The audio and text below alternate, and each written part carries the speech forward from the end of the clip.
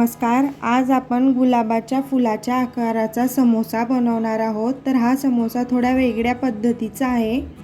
चला तर मग आता आपण रेसिपीला सुरुवात करूया। त्यासाठी मी इथे एक बाउल घेतलेला आहे। आपल्याला आता त्यामध्ये 2 कप मैदा टाकायचा आहे। आपल्याला आता त्यामध्ये चवीनुसार मीठ घालायचं आहे। नंतर आपल्याला 1 चमचा त्यामध्ये ओवा घालायचा आहे। आपल्याला आता ओव्याला हातावरती छान असं क्रश करून घ्यायचं आहे।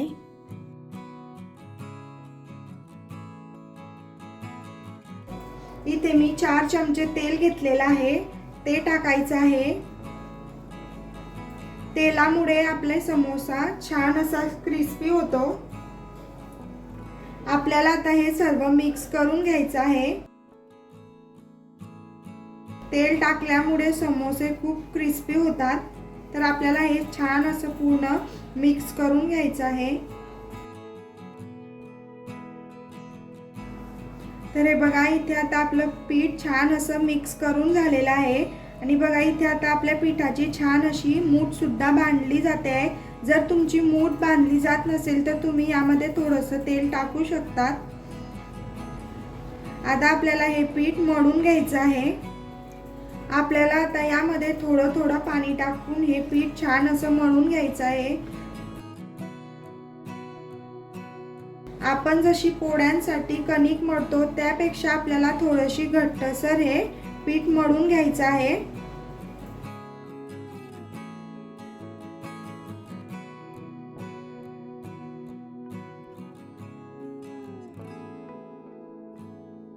तर हे बघा, इथे आता आपलं पीठ मळून झालेलं आहे।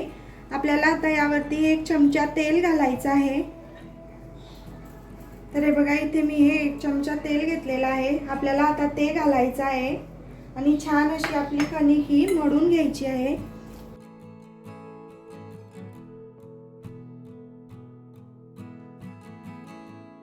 तर बघा, मस्तपैकी आपली आता ही कणिक मळून झालेली आहे। आता आपल्याला हिला 15 मिनिटं झाकण ठेवून रेस्ट करण्यासाठी ठेवायचं आहे।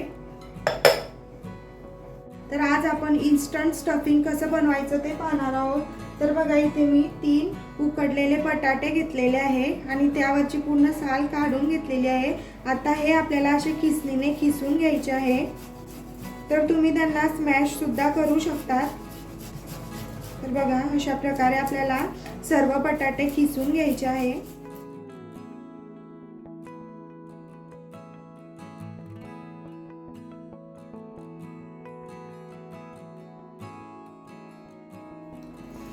आपल्याला आता यामध्ये बारीक कापलेल्या हिरव्या मिरच्या घ्यायच्या आहेत। तर बघा, इथे मी 4 ते 5 हिरव्या मिरच्या अशा बारीक कापून घेतलेल्या आहेत, त्या घालायच्या आहे। नंतर बघा, इथे मी खिसलेलं आलं घेतलेलं आहे थोडंसं, ते घालायचं आहे। कुटलेली लाल मिरची घेतलेली आहे, ते घालायची आहे। 1 चमचा इथे मी जिऱ्याची पावडर घेतलेली आहे।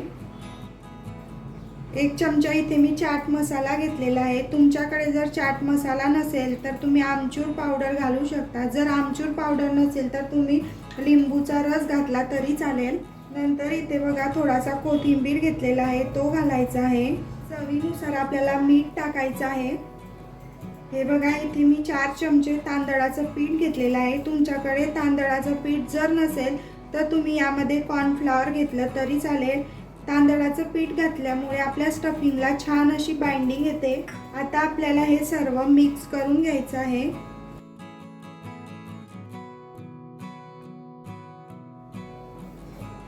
आपल्याला नंतर थोडीशी यामध्ये हळद घालायची आहे।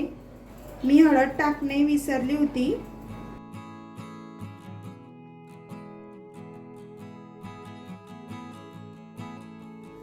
तुम्हाला जर यामध्ये कांदा वगैरे घालायचा असेल तर तुम्ही कांदा वगैरे सुद्धा यामध्ये घालू शकता। तर बघा, आता इथे आपण हे छान असं मिक्स करून घेतलेलं आहे। हे बघा, इथे आता आपलं हे स्टफिंग तयार आहे। तर आपल्याला आता लिंबूच्या आकाराचे याचे असे छोटे छोटे गोळे करून घ्यायचे आहे। तर सर्वात अगोदर हातांना तेल लावायचं आणि थोडंसं आपल्याला हे स्टफिंग घेऊन याचे लिंबूच्या आकाराचे असे गोळे तयार करून घ्यायचे आहे।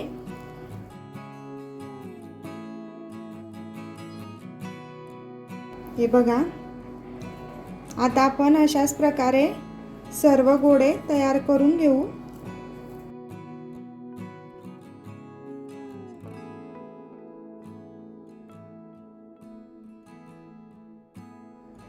हे बघा, इथे मी आता पूर्ण स्टफिंगचे असे गोळे बनवून घेतलेले आहे। आपल्याला आता एका छोट्या वाटीमध्ये 2 चमचे मैदा घालायचा आहे। नंतर थोडंसं पाणी घालायचं आणि आपल्याला हे छान असं मिक्स करून घ्यायचं आहे।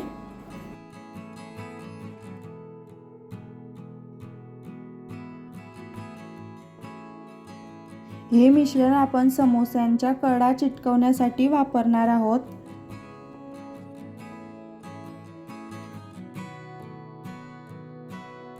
तर बघा, हे छान असं मी मिक्स करून घेतलेलं आहे। हे बघा, इथे आपण जे पीठ मळलेलं होतं ते सुद्धा आपलं छान असं मुरलेलं आहे। आता आपल्याला यामधला थोडासा गोळा घ्यायचा आहे।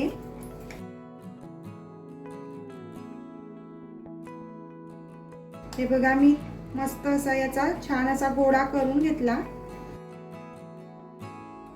आपल्याला आता याची अशी पोळी लाटायची आहे। तर आपल्याला जास्त सुद्धा बारीक नाही आणि जास्त जाड पण नाही, अशी याची पोळी लाटून घ्यायची आहे।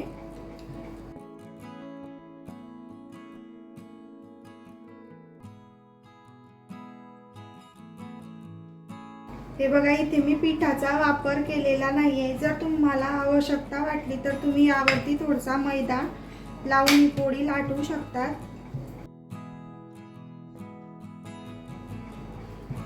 हे बघा, इथे आता आपली ही छान अशी पोळी लाटून झालेली आहे। मी एकदम जास्त सुद्धा बारीक लाटलेली नाही आहे आणि जास्त जाड सुद्धा नाही आहे। हे बघा, आपल्याला आता वाटीने याचे असे एकसारखे गोल करून घ्यायचे आहे, म्हणजे आपले समोसे सर्व एकसारखे दिसतील। हे बघा, अशा प्रकारे तुम्ही छोटी मोठी वाटी घेऊ शकता। हे बघा, आता हे आपण बाकीचं जे आहे ते काढून टाकू। आपल्याला आता यामधली एक पुरी घ्यायची आहे आणि जे आपण बॉल बनवलेले आहे त्या अशा प्रकारे आपल्याला यावरती ठेवायचे आहे, मधोमध ठेवायचे आहे।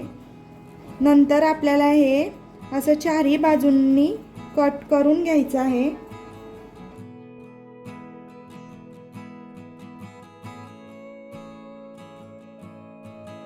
नंतर आपण जे मैद्याचं मिश्रण केलेलं होतं ते आपल्याला ह्या कडांनी लावायचं आहे।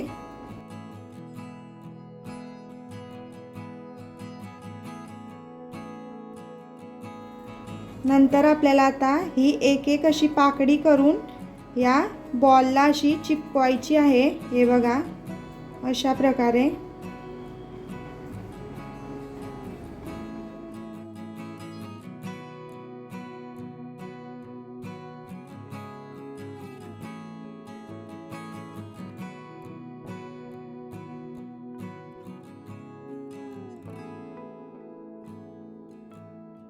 तर हे बघा, इथे आपला गुलाबाच्या आकाराचा समोसा तयार आहे। बघा किती मस्त झालेला आहे।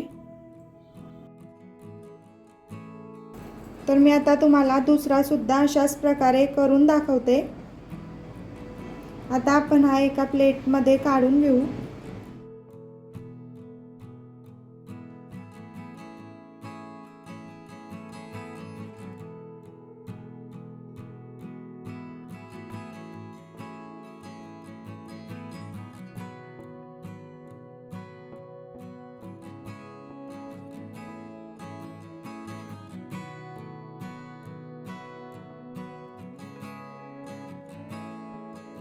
तर हे बघा, इथे आता आपले सर्व समोसे बनवून तयार आहे। तर आपल्याला आता लगेच यांना तळून घ्यायचे आहे। हे बघा, इथे मी कढईमध्ये अगोदरच तेल तापवण्यासाठी ठेवलेलं होतं। मी तेल अगोदर मोठ्या गॅसवरती तापवून घेतलेलं आहे। नंतर मी गॅसची फ्लेम मीडियम केलेली आहे। आता आपल्याला एक एक करून हा समोसा हा तेलामध्ये सोडायचा आहे।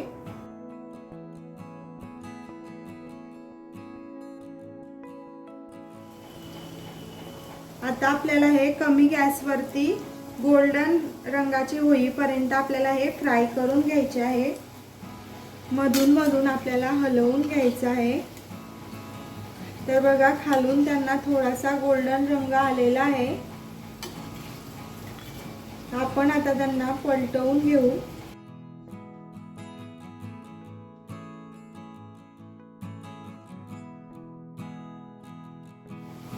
तर हे बघा इथे आता आपले समोसे मस्त असे गोल्डन रंगाचे झालेले आहे। हे बघा मस्तच, आणि बघा किती छान असे त्याला गुलाबांच्या पाकळ्यांसारखाच शेप आलेला आहे। तर अजून आपण त्याला थोडासा गोल्डन रंग येऊ देऊ।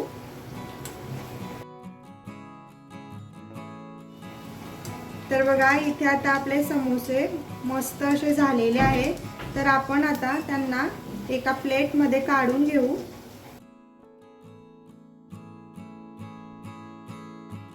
आपण आता अशाच प्रकारे पूर्ण समोसे तळून घेऊ।